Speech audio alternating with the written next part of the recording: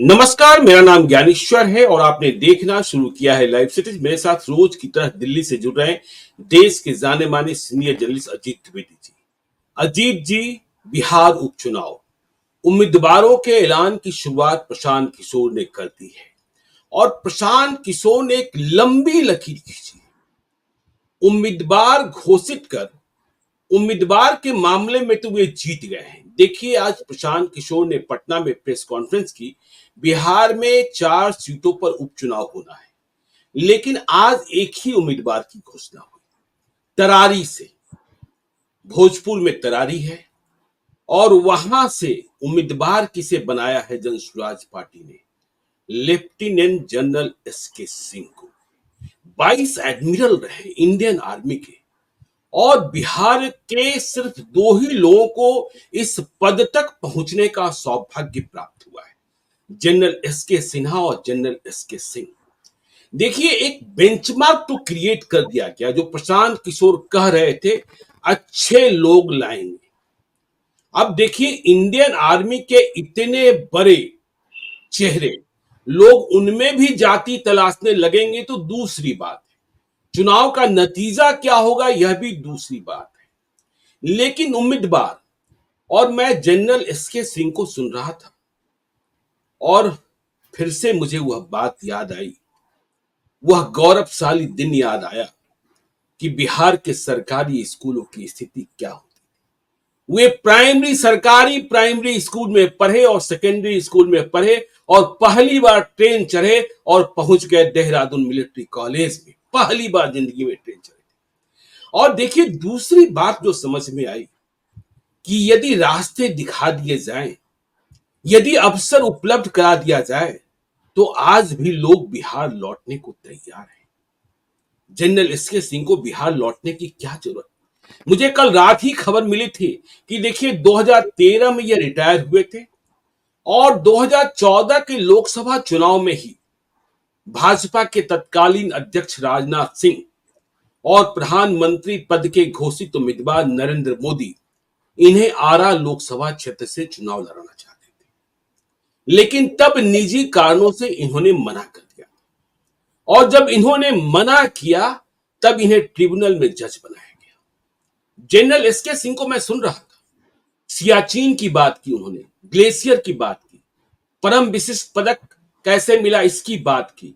मतलब देखिए, भारत के दुश्मनों से लोहा लेने वाले जनरल एसके सिंह अपनी मातृभूमि की सेवा को लौटे हैं। जीतेंगे हारेंगे यह पता नहीं है, लेकिन एक बड़ा सवाल तो अब पैदा होगा कि जनरल एसके सिंह के सामने जो उम्मीदवार इंडिया ब्लॉक से आएंगे और एनडीए से आएंगे, या यूं कहें माले से आएंगे और बीजेपी से आएंगे, वह क्या कहेंगे? हमारे उम्मीदवार की पहचान और इनके उम्मीदवार की पहचान। देखिए, कहने वाले यह भी कह रहे हैं कि रिटायर्ड लोगों को लाकर प्रशांत किशोर क्या साबित करना चाहते हैं।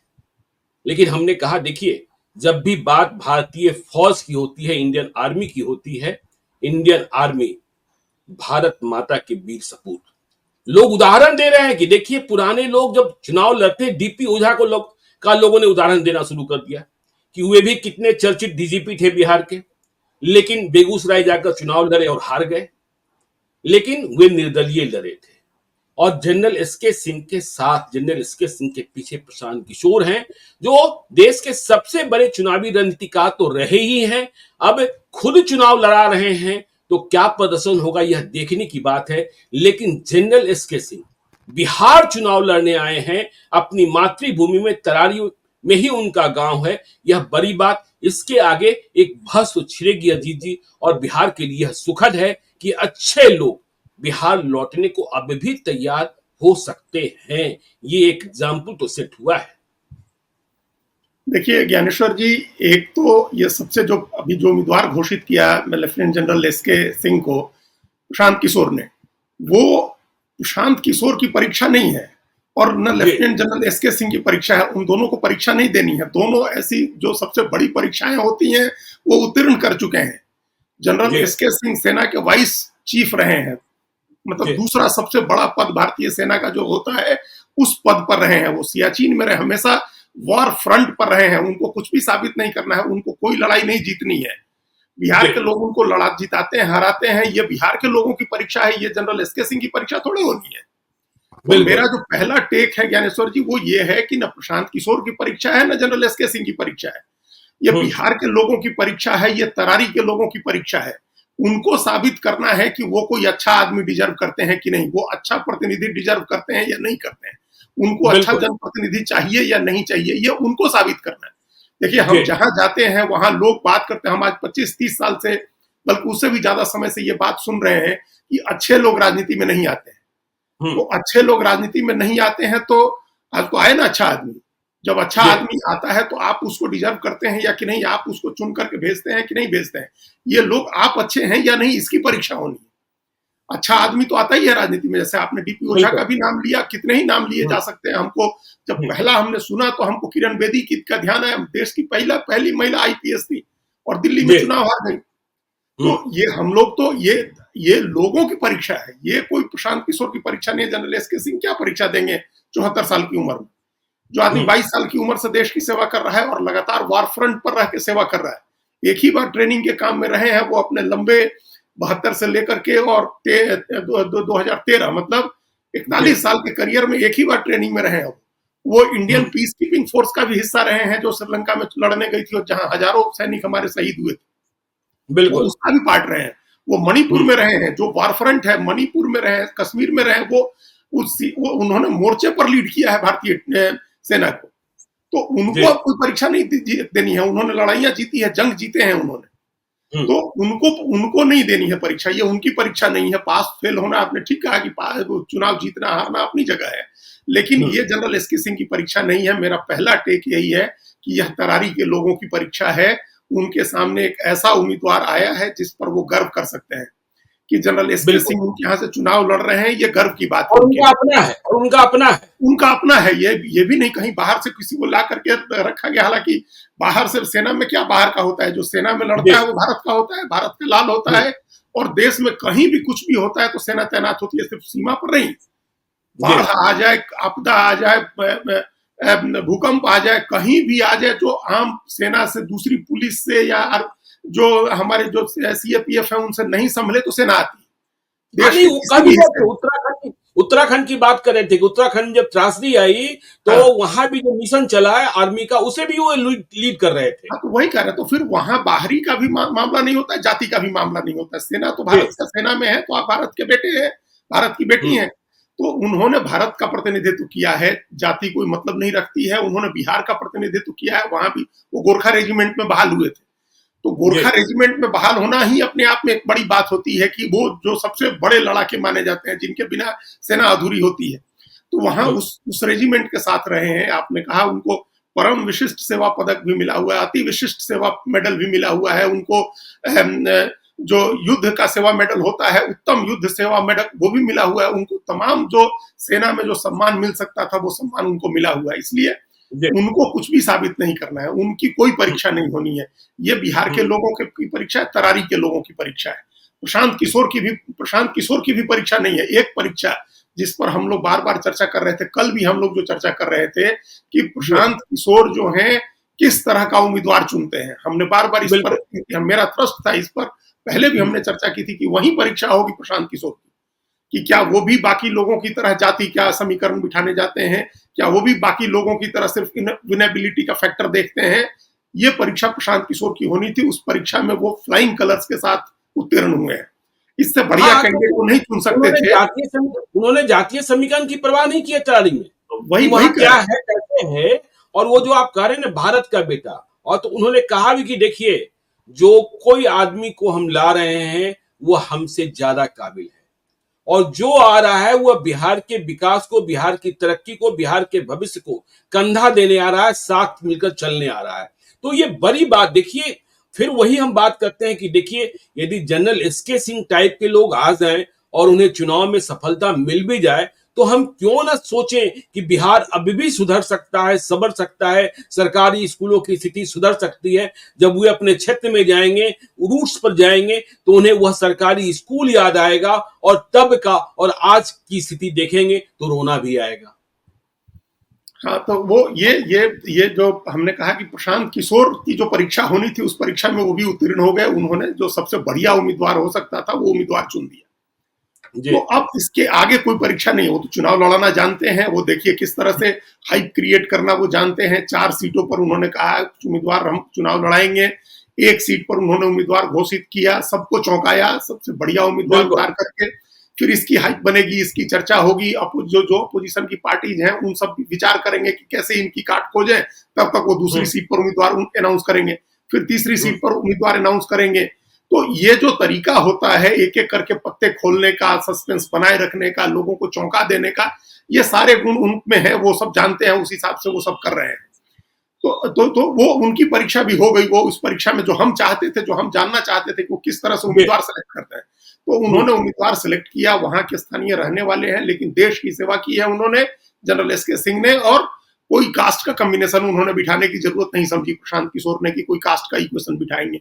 और ये एक बड़ा दाव होता है, बड़ा मनोवैज्ञानिक दाव होता है, क्योंकि कोई भी पार्टी देश की अभी जो दुनिया की सबसे बड़ी पार्टी होने का दावा करती है भारतीय जनता पार्टी, वो भी कास्ट के एंगल से आगे नहीं बढ़ पाई है, कास्ट के समीकरण से आगे नहीं बढ़ पाई है। वो भी हमेशा कास्ट का समीकरण बिठाती है। ये एक बड़ा मनोवैज्ञानिक दाव चला है प्रशांत किशोर ने। लोग सोचने के लिए बाध्य होंगे, हर जाति के लोग सोचने के लिए बाध्य होंगे कि यहाँ कास्ट की बाधा टूट रही है, और कास्ट की बाधा तोड़ने के लिए इसी तरह से कोई सॉफ्ट थेरेपी करनी होती है। तो वो उस हिसाब से तो ये बहुत अच्छा है।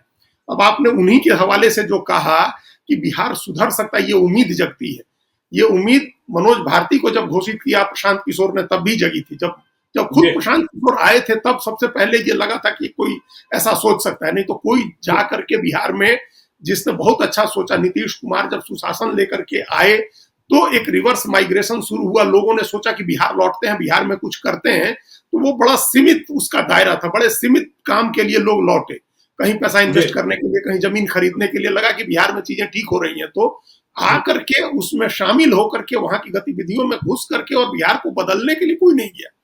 जब प्रशांत किशोर पहुंचे, जब प्रशांत किशोर ने कहा कि वो अपने जीवन की जो संचित पूंजी है, जीवन तो अभी क्या है, अभी तो यंग है, वो भी नौजवान है, लेकिन अभी तक के जीवन की जो संचित उपलब्धि है, जो संचित पूंजी है, वो हम निवेश करेंगे बिहार में, अपने को खपा देंगे हम बिहार को बदलने के लिए। तो ये अपने आप में एक बड़ी उम्मीद पैदा करने वाली चीज थी कि कोई इस स्तर का आदमी बिहार बदलने जा रहा है। फिर जिस दिन उन्होंने मनोज भारती का नाम अनाउंस किया, एक और उम्मीद जगी कि कोई आदमी और है जिसने सोचा कि हम प्रशांत किशोर को चल के मजबूत करते हैं, प्रशांत किशोर के साथ उनका हाथ बढ़ाते हैं। जो साथ ही हाथ बटाना वाली बात है, सब हाथ बढ़ाने पहुंचे मनोज भारती।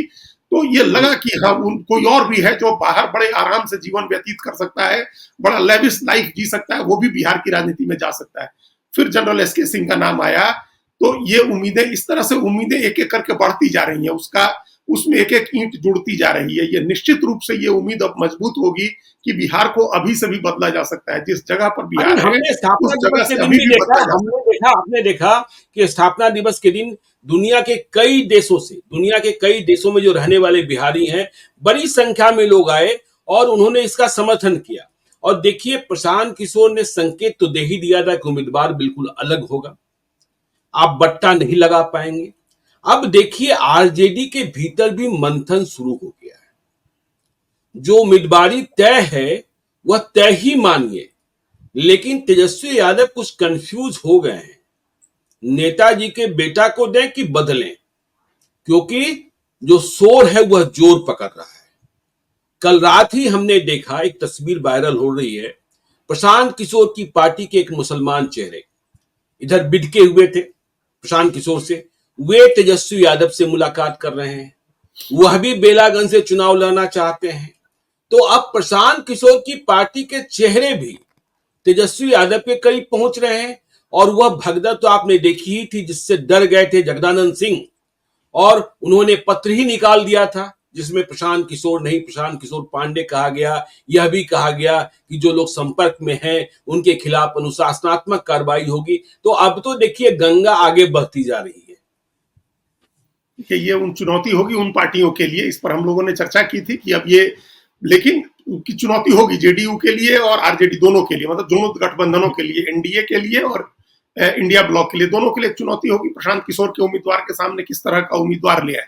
लेकिन उन लोगों ने भी नहीं सोचा होगा कि इस स्तर का उम्मीदवार ले आए। ये होगा कि बिल्कुल। अच्छा उम्मीदवार होगा, कोई नॉन पॉलिटिकल बैकग्राउंड का आदमी हो सकता है, पढ़ा लिखा आदमी हो सकता है, लेकिन जनरल एसके सिंह होंगे ये नहीं सोचा होगा कि जो आपने लिखा है अपने सोशल मीडिया पोस्ट में कि वो सिर्फ 2 ही लोग उस सर्वोच्च पद तक पहुंचे हैं भारत के, जो जी, उप सेना प्रमुख के पद तक, उसमें एक जनरल एसके सिंह है। वो लड़ेंगे, बिल्कुल, जो बिल्कुल। प्राइड ऑफ बिहार रहे हैं, जो बिहार का गर्व रहे हैं, वो लड़ेंगे, ये तो नहीं सोचा होगा ना। हुँ, तो अब तो आपको उस हिसाब से इतना बड़ा बेंचमार्क सेट किया है प्रशांत किशोर ने, इतनी बड़ी लकीर खींची है। देखिए, कोई आ सकता था, कोई पढ़ा लिखा अच्छा उम्मीदवार होता, अच्छा चेहरा होता, बेदाग चेहरा होता, वो भी एक बड़ी बात होती, लेकिन ये तो बहुत ही बड़ी लकीर हो गई। कल मुझे रात को जब किसी ने संकेत दिया था, जिसके बारे में हमने और पता किया और लिखा, हाँ। हमने फिर सोशल मीडिया पर लिखा, तो देखिए जो पहला संकेत था कि प्रशांत किशोर किसे उम्मीदवार बनाने जा रहे हैं, जब इसे डिकोड करने की कोशिश कर रहे थे, तो हमारे जो सोर्सेस थे, उन्होंने पहला वाक्य कहा है, एक ऐसा उम्मीदवार जिसके जीवन का लक्ष्य रहा है भारत का दुश्मन, और दुश्मन एक गोली एक, दूसरी गोली खर्च नहीं होनी है।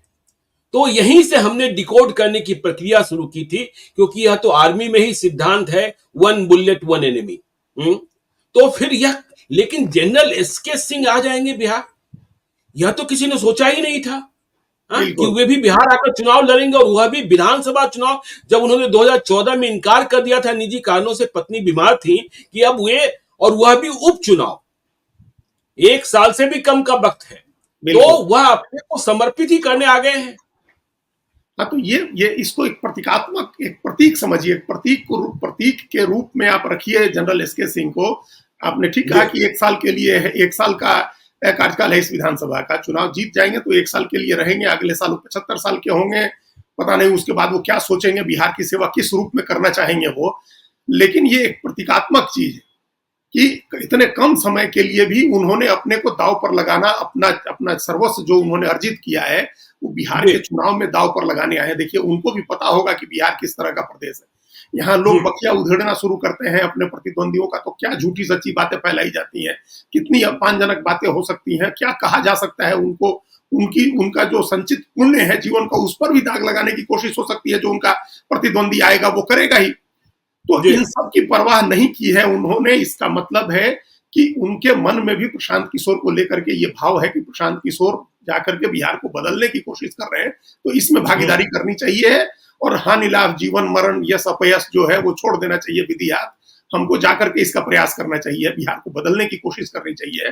और इसका सबसे बड़ा जो अर्थ हम निकाल रहे हैं, इसका जो सबसे बड़ा मैसेज हम निकाल रहे हैं, वो बिहार के उन तमाम लोगों के लिए है जो अभी भी किसी दुविधा में है, जो अभी भी जी, किसी संशय में है, जिनको लग रहा है कि हम्म, पता नहीं बदला जा सकेगा कि नहीं बदला जा सकेगा बिहार को, पता नहीं कामयाबी मिलेगी नहीं मिलेगी, प्रशांत किशोर कहां तक लेके जाएंगे अपने कैंपेन को, सफल होंगे कि नहीं सफल होंगे, जाति के आगे इस तरह की चीजें चलेंगी कि नहीं चलेंगी, इस तरह की दुविधा जितने लोगों के मन में है, जितने लोगों के मन में इस तरह का संशय होगा, हम उम्मीद करते हैं कि जनरल एसके सिंह के जाने से वो संशय कम होगा या समाप्त होगा। लोगों को लगेगा कि जब जनरल एसके सिंह जा सकते हैं, जब मनोज भारती जा सकते हैं, जब प्रशांत किशोर जा सकते हैं, तो हमको भी चलना चाहिए। तब लोगों की उम्मीद बढ़ेगी। बिल्कुल। इसका एक बड़ा संदेश बिहार के लोगों के लिए, जो बाहर है, लोग लाखों लोग बाहर हैं जो, उनके लिए भी, कि वो लौट सकते हैं बिहार में, अब बिहार में चीजें बदल सकती हैं।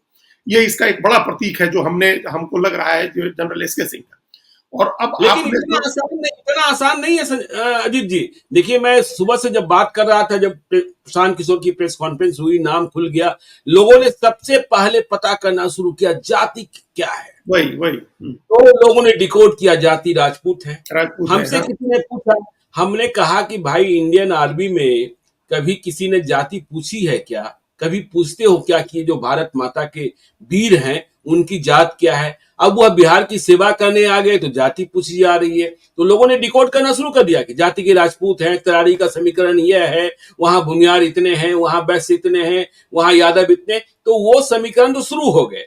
अब इन समीकरणों को कैसे भेद पाएंगे? और जनरल एसके सिंह, भारत जब लड़ा है दुश्मन देशों से, तो जीत दिलाते रहे हैं, लेकिन अब खुद लड़ने आ गए हैं, और यहां तो लड़ना अपनों से है।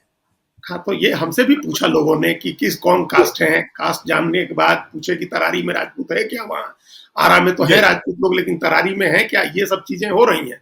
लेकिन हमारा ये कहना है ज्ञानेश्वर जी कि क्या जब सेना के किसी जवान का या किसी अधिकारी का 100 ताबूत में आएगा तभी लोग नारे लगाने और सैल्यूट करने जाएंगे? वो ऐसे आ बिल्कुल। जाए लड़ने और आपका समर्थन मांगने, तो आप उसका समर्थन नहीं करेंगे, तब आप उसकी जाति देखने लगेंगे। जो शहीद होकर के आते हैं लोग, उनकी तो जाति नहीं देखते ना, हजारों की भीड़ जी, शामिल होती है, तिरंगा लेकर के सब लोग नारे लगाते हैं। तो भारत आज माता क्यों की जय।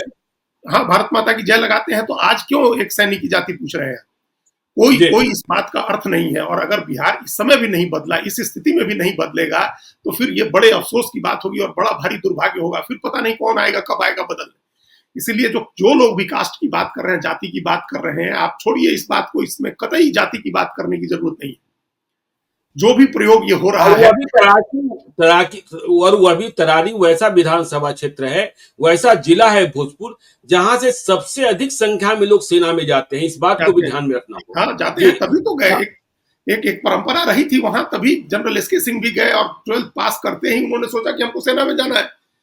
और जी, देहरादून मिलिट्री स्कूल में पहुंच गए और 1972 में भारत 71 की लड़ाई जीता था, और उसके अगले साल वो सेना में गए थे, जब सेना के तमाम लिमिनरीज, फील्ड मार्शल सैम मानिकशॉ जब उस समय थे सेना में, को लीड कर रहे थे, उस समय वो सेना में शामिल हुए। तो बिल्कुल। ये वो कुछ भी कर सकते थे, जिस लेवल के वो स्टूडेंट थे, जिस तरह के विद्यार्थी थे, उन्होंने अपना जीवन लगाया भारत की सेवा के लिए, अपनी जान खतरे में डाली उन्होंने। हमने कहा कि वो हमेशा युद्ध के मोर्चे पर रहे। मणिपुर भी युद्ध का ही मोर्चा रहा है, जो पूरा नॉर्दर्न ईस्टर्न बॉर्डर है हमारा, उन बॉर्डर्स पर रहे हैं।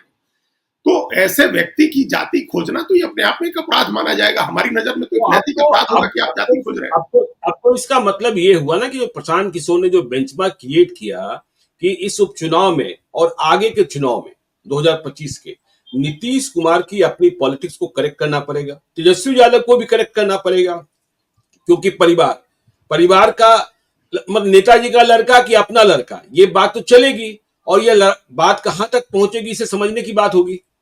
हाँ, तो ये इसी में परीक्षा हो जाएगी इस बात की। लगता है प्रशांत किशोर ने जो ये कहा कि हम 24 में ही 2025 सेटल करेंगे, उसके पीछे सिर्फ ये सोच नहीं थी कि हम चुनाव चारों जीत करके दिखा देंगे कि हम सब जीत गए। उसके पीछे ये भी सोच होगी कि हम बाकी पार्टियों को एक्सपोज कर देंगे, बिल्कुल। एक्सपोज कर देंगे उनको। हम या तो मजबूर कर देंगे कि आप भी हमारे लाइन पर आइए भाई, कि आप भी अच्छे कैंडिडेट ले आइए, पढ़ा लिखा कैंडिडेट ले आइए, परिवारवाद छोड़िए, आप भी आपराधिक छवि के लोगों को टिकट देना बंद कर दीजिए, या तो पार्टियां इस लाइन पर आ जाएं। ये भी बड़ा काम हो जाता है। वही अपने आप वही कह रहे कि तो अपने आप में इतना बड़ा काम हो जाएगा, फिर तो बिहार बदल जाएगा, चाहे सरकार जिसकी बने। फिर तो किसी की भी बनेगी, अच्छे लोग आएंगे तो वो बदलेगा ही ना। तो ये तो अपने आप में प्रशांत किशोर की बड़ी जीत हो जाएगी, बिना चुनाव लड़े ही बड़ी जीत हो जाएगी। तो या तो ये हो जाएगा, और नहीं तो अगर आप उसी लकीर के फकीर बने रहते हैं और आप उसी पर अड़े रहते हैं कि विनेबिलिटी फैक्टर देखेंगे, नेताजी के बेटे को ही देंगे, जो जीत सकता है उसी को देंगे, चाहे उसके ऊपर कितने भी आपराधिक मुकदमे हो, तब तो आप आइसोलेट होंगे ना। तब तो आप घसीट करके इतिहास के हाशिए में डाल दिए जाएंगे। तब तो आपको फिर जो जिस तरह का माहौल अभी बन रहा है बिहार में, उस माहौल में फिर आप नहीं चुनाव जीत सकते। देखिए, हम बार-बार ज्ञानेश्वर जी कहते हैं, लोग पूछते हैं कि इतने प्रयास तो हुए, तो कहाँ बिहार बदला? नीतीश कुमार बदल गए, बिहार नहीं बदला। नीतीश कुमार भी तो बड़े आइडियलिस्ट यूथ थे, आइडियलिस्ट युवा थे, आदर्शवादी थे, और बड़े आदर्शों के साथ आए थे, और बाद में समीकरण की राजनीति करने लगे। देखिए, वो समय ऐसा था जब बिहार बदलाव के लिए तैयार नहीं था। बिहार में चीजें जो हम बार-बार कहते हैं कि तकलीफें हमारी हिमालय पहाड़ की जैसे नहीं हुई थी, तब लोग उसी व्यवस्था में बदलाव की उम्मीद कर रहे थे कि इसी व्यवस्था में चीजें ठीक हो जाएंगी।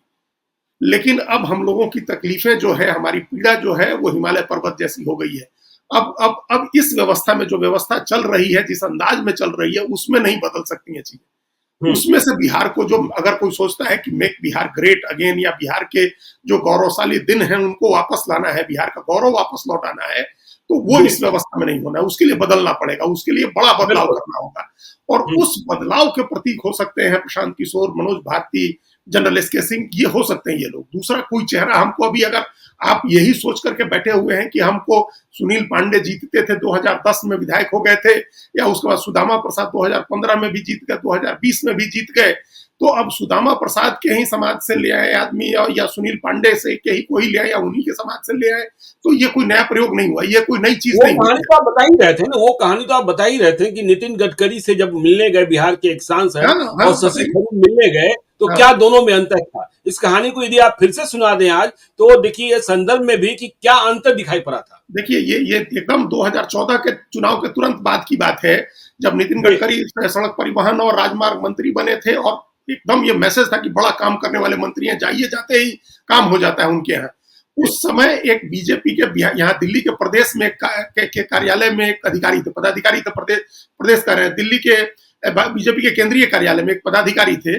उनके जरिए एक बिहार के एक जो यहाँ एमपी थे और मंत्री हो गए थे बिहार यहाँ भारत सरकार में, उन्होंने समय लिया नितिन गडकरी का कि चलना है नितिन गडकरी साहब से मिलने।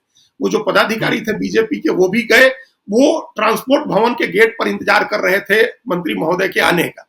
तो जो समय तय था मंत्री महोदय उससे देर हो गए, थोड़ा मोड़ा नहीं 20-25 मिनट देरी हो गई। उनको केंद्रीय मंत्री से मिलना है, वो भी नितिन गडकरी जैसे मंत्री से मिलना है, वो डिले हो गया, टाइम इन पहुंचे ही नहीं। और जो पदाधिकारी थे बीजेपी के वो बेचारे गेट पर खड़े थे। जब वो आए मंत्री महोदय तो उनको लेकर के ये अंदर गए, तुरंत नितिन गडकरी के पास उनको बुला लिया गया। ये लोग बैठे ही थे, तब तक शशि थरूर आगे कांग्रेस के एमपी थे और उनका समय था आधे घंटे बाद का, तो वो अपने राइट टाइम पर पहुंचे। तो नितिन गडकरी ने उनको ही बुला लिया और बिठा करके पहले उनसे पूछा कि बताइए क्या शशि थरूर साहब आपका क्या, आप किस मकसद से आए। तो वो कागज पर काम लिख करके ले आए थे शशि थरूर ने, अपने 2-4-5 काम थे। उन्होंने उस समय कहा कि हमारे ये हम इस काम के लिए आए।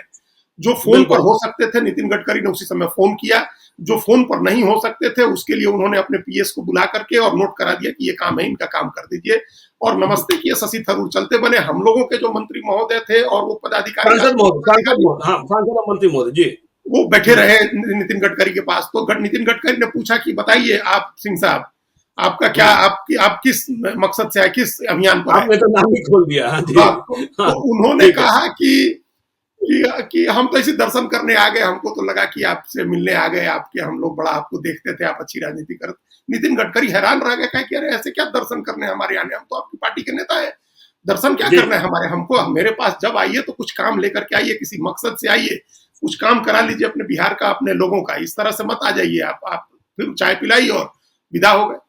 तो ये देखिए एक व्यक्ति जो संयुक्त राष्ट्र संघ में काम किए, शशि थरूर केरल में, और अपेक्षाकृत नए नेता थे, वो दूसरी बार एमपी हुए थे 2014 में, और उनके पास काम था, जनता का काम लेकर के आए थे, करा के चले गए, और हम लोगों के यहाँ का आदमी दर्शन करके आ गया।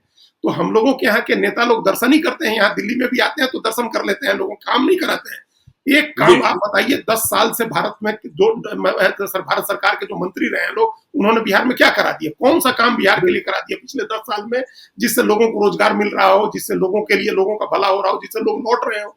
तो ये एक फर्क है। आप जिस तरह के जो ट्रेडिशनल लीडर है, चाहे वो जिसको अगर सोच लेते जसवी यादव की भाई सुरेंद्र यादव जी तय करेंगे बेलागंज में, बीजेपी सो छोड़ दे कि अब छोड़ दीजिए, अब जीतन राम मांझी तय करेंगे इमामगंज में, सुदामा प्रसाद तय करेंगे वहां, तो ये तो ट्रेडिशनल पॉलिटिक्स है ना, इससे तो कुछ बदलाव नहीं होना है। फिर तो सब अपने हित से, अपने इंटरेस्ट से, अपने आदमी को ले आकर के चुनाव लड़ाएंगे, वो जीत के भी कुछ नहीं करेंगे। तो यही ताकत प्रशांत किशोर की है। वो इस लकीर को मिटा रहे हैं, वो इस लाइन पर चल ही नहीं रहे हैं, वो इस परंपरा को ही तोड़ रहे हैं कि हम जो ट्रेडिशनल पॉलिटिक्स है कि इस कास्ट का आदमी यहाँ से जीतेगा।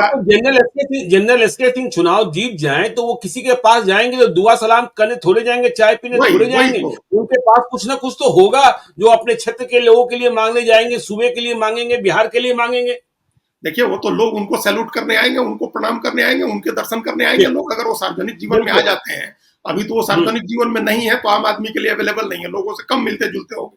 वो सार्वजनिक जीवन में आए तो लोग उनके दर्शन करने जाएंगे ना, लोग उनसे मिलने जाएंगे, उनके पास एक दृष्टि होगी, एक विजन होगा, उन्होंने देखा हुआ है, वो विदेश में भी रहे हुए हैं और उन्होंने देश देखा हुआ है, उन्होंने अलग अलग जगह के लोगों से वो इंटरेक्ट करते रहे, उनको पता है कि उनको क्या करना है। अच्छा, जब अगर उन्होंने 2014 में जिस व्यक्ति ने लोकसभा का चुनाव लड़ने से मना कर दिया, अगर वह व्यक्ति उसके 10 साल के बाद विधानसभा का चुनाव लड़ने आ रहा है तो ऐसे ही तो नहीं आ रहा होगा।